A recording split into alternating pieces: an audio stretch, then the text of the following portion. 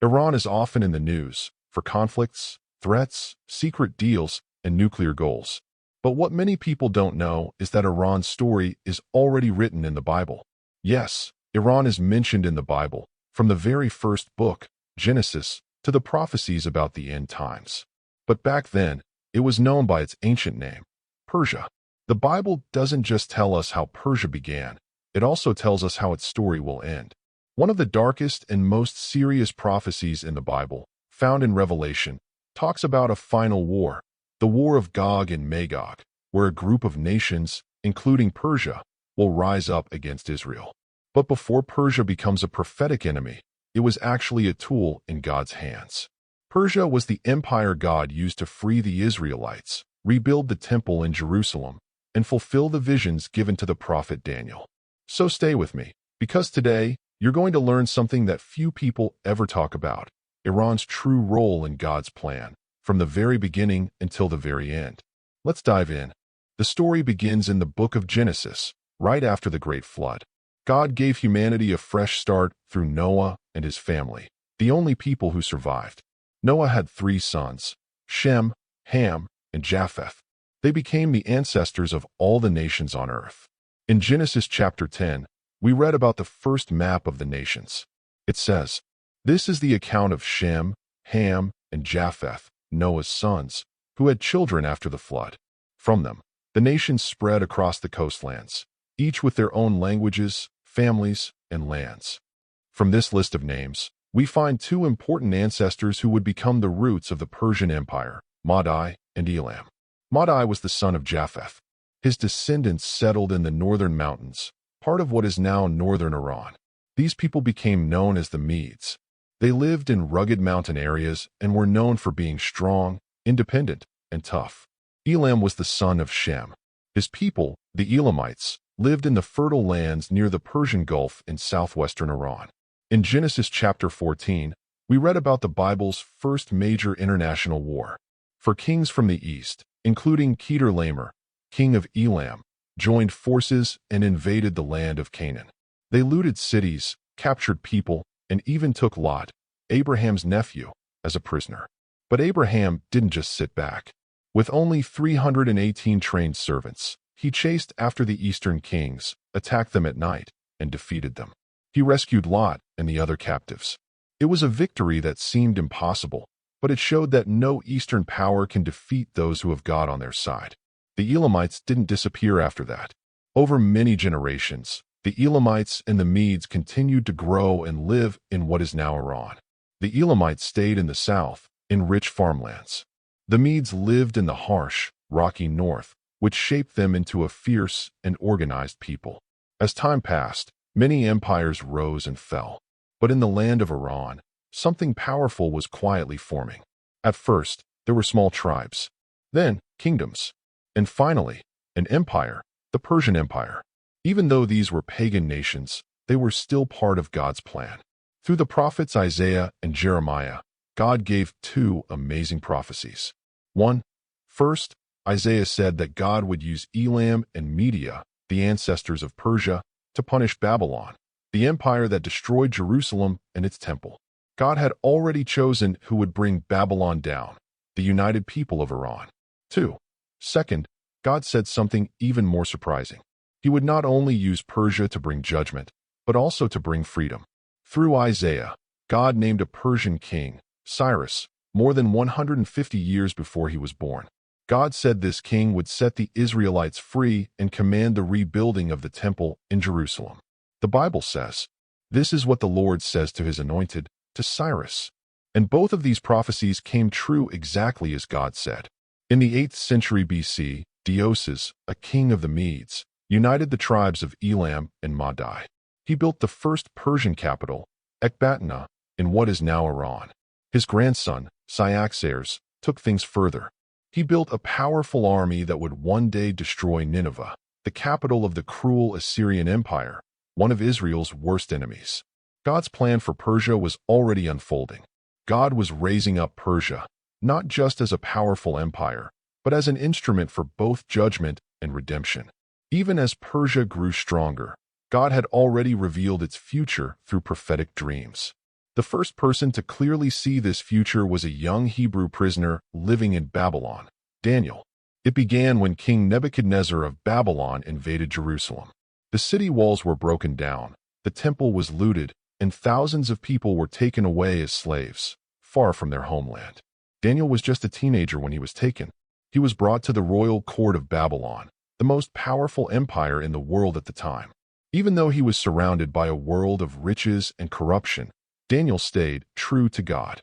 Because of his faithfulness, God gave Daniel a special gift, the ability to understand visions and dreams.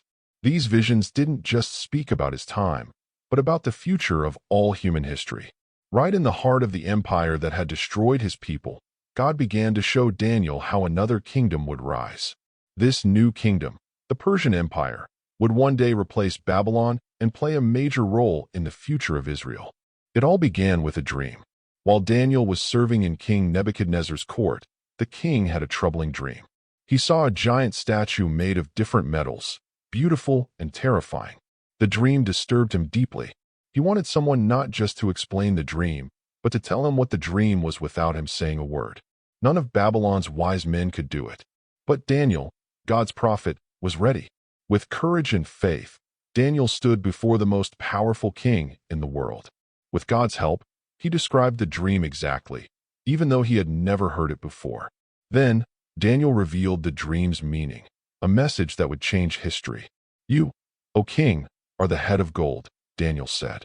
"But after your kingdom, another will rise, less glorious, but powerful, shown by the chest and arms of silver."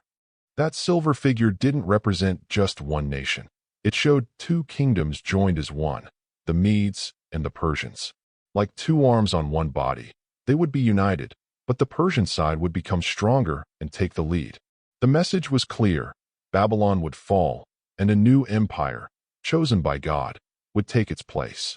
Daniel, still a young man and far from his homeland, saw this prophecy slowly come true. The king God had spoken about through the prophet Isaiah, more than 150 years earlier, was about to rise. His name was Cyrus. Cyrus, a young Persian king, conquered Media and united the two kingdoms into one, the Medo-Persian Empire. Over time, he became the greatest ruler of his day. Then, he turned his eyes toward Babylon. When the time came, Babylon didn't fall through a long battle. One night, King Belshazzar, Nebuchadnezzar's grandson, held a great banquet with 1,000 guests. During the party, he made a fatal mistake. He brought out the sacred gold cups stolen from the temple in Jerusalem and used them to toast false gods. Suddenly, a mysterious hand appeared and wrote 4 strange words on the palace wall. Mean, tekel, upharsin. The king turned pale with fear. No one could understand the writing, until they called Daniel. Daniel explained, "God has counted the days of your kingdom and brought it to an end. Your kingdom is divided and given to the Medes and Persians." And that very night, the prophecy came true. Cyrus's army had quietly redirected the Euphrates River, allowing his troops to enter the city through the dry riverbed.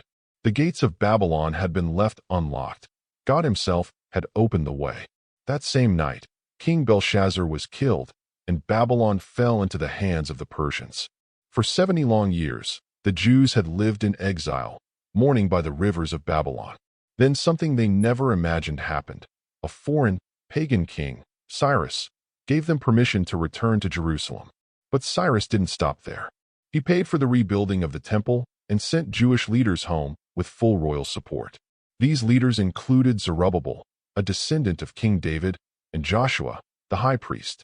Together, they began to lay the foundations of the new temple, the place where God's name would once again dwell. Persia became the only empire in the Bible not to destroy Israel, but to help rebuild it. But Daniel's visions didn't end there. God was about to show him even more. Daniel had another vision, this one even more frightening. In his dream, 4 strange beasts came out of stormy waters. The second beast looked like a huge bear. It was raised up on one side and had 3 ribs in its mouth. Then a loud voice from heaven said, "Get up and eat all the flesh you want." This bear represented the empire that would come after Babylon, the united kingdom of Media and Persia. But the bear leaned to one side because Persia would become stronger than Media and take control. The 3 ribs in its mouth stood for Persia's 3 greatest victories. Lydia, in modern-day Turkey. Babylon, in Mesopotamia. Egypt, Israel's ancient enemy. These were the nations Persia conquered during its rise to power. This prophecy came true in detail. After Cyrus conquered Lydia and Babylon, Persia didn't stop. Under his son, Cambyses II, Persian armies marched across the Sinai Desert to attack Egypt. There, they defeated Pharaoh Psamtik III in the Battle of Pelusium.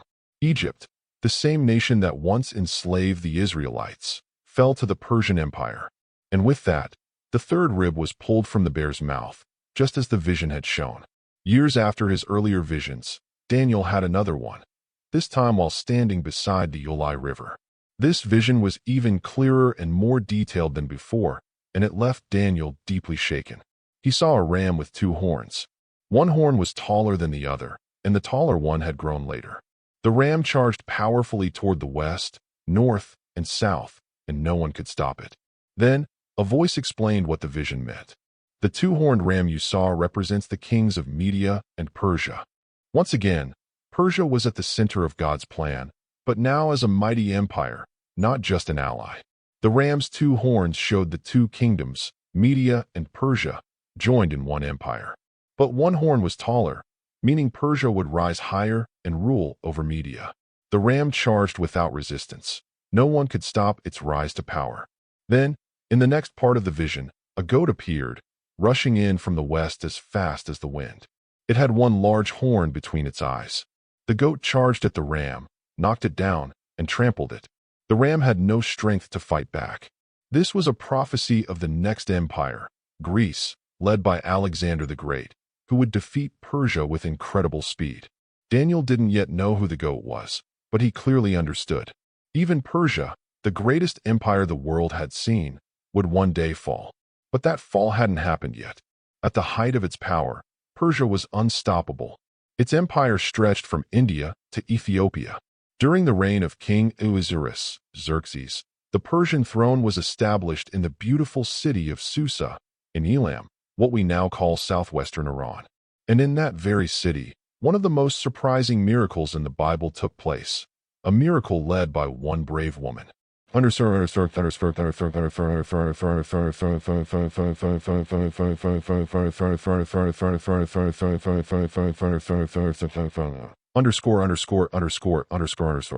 Esther, the woman who saved a nation. King Cyrus held a massive celebration that lasted 6 months, then added a final 7-day feast for the people of Susa. In his pride, the king commanded his wife, Queen Vashti, to appear before the guests and show off her beauty. Vashti refused. Embarrassed in front of his entire empire, the king banished her. His advisors then came up with a bold idea: search the entire kingdom for a new queen. The most beautiful young women would be taken to the palace and prepared for a full year before meeting the king. One of these young women was Hadassah, an orphan Jewish girl raised by her cousin Mordecai. In the palace, she was given a new name, Esther. Esther found favor with the king. Without knowing she was Jewish, Ahasuerus chose her to be queen. But danger was growing in the shadows. A man named Haman, a descendant of Israel's old enemies, the Amalekites, had risen to a powerful position beside the king. When people were ordered to bow to him, Mordecai refused. Offended, Haman didn't just want revenge on Mordecai. He wanted to wipe out all the Jews in the empire. Haman went to the king and described the Jews as a strange people who disobeyed Persian laws. He convinced the king to issue a decree, signed with the royal seal, ordering the death of every Jew in the empire within a year. Fear spread everywhere. Mordecai sent a message to Esther, begging her to help. But she was afraid. If she went to the king without being invited, the law said she could be put to death, unless he raised his golden scepter to show mercy. Esther knew what was at stake. She made her decision. If I die, I die. She approached the king, uninvited, and God gave her favor. The king raised his scepter. But Esther didn't rush. She invited the king and Haman to a banquet, and then a second one. At the second feast, Esther finally revealed the truth. If we were only being sold into slavery, I would have stayed silent. But a decree has gone out to kill my people, and me. The king jumped to his feet in shock. Who would do this? Esther pointed and said, Our enemy is this wicked man, Haman." The king's face burned with anger. Haman begged for his life, but it was too late. The king ordered Haman to be hanged on the very gallows he had built for Mordecai. Still, the original decree couldn't be canceled. Persian law could not be undone. So Esther and Mordecai came up with a new plan. The king signed a second decree, giving the Jews the right to defend themselves. When the day of destruction came, the Jews were ready, and instead of being destroyed, they triumphed. The Persian Empire, once a threat, became a shelter and shield for God's people.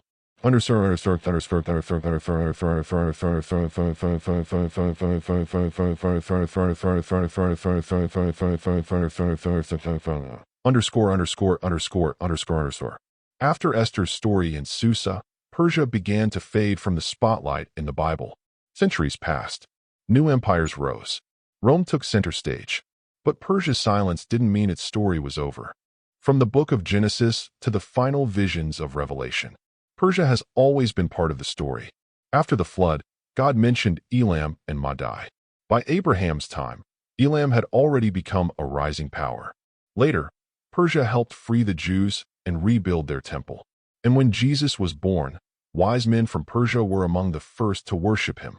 As the end times approach and the world turns against Israel again, Persia will rise once more, but this time on the side of prophecy's darkest chapter. Yet even then, the Bible does not close the book. If Persia turns back to God, its story, just like ours, won't end in ashes, but in glory.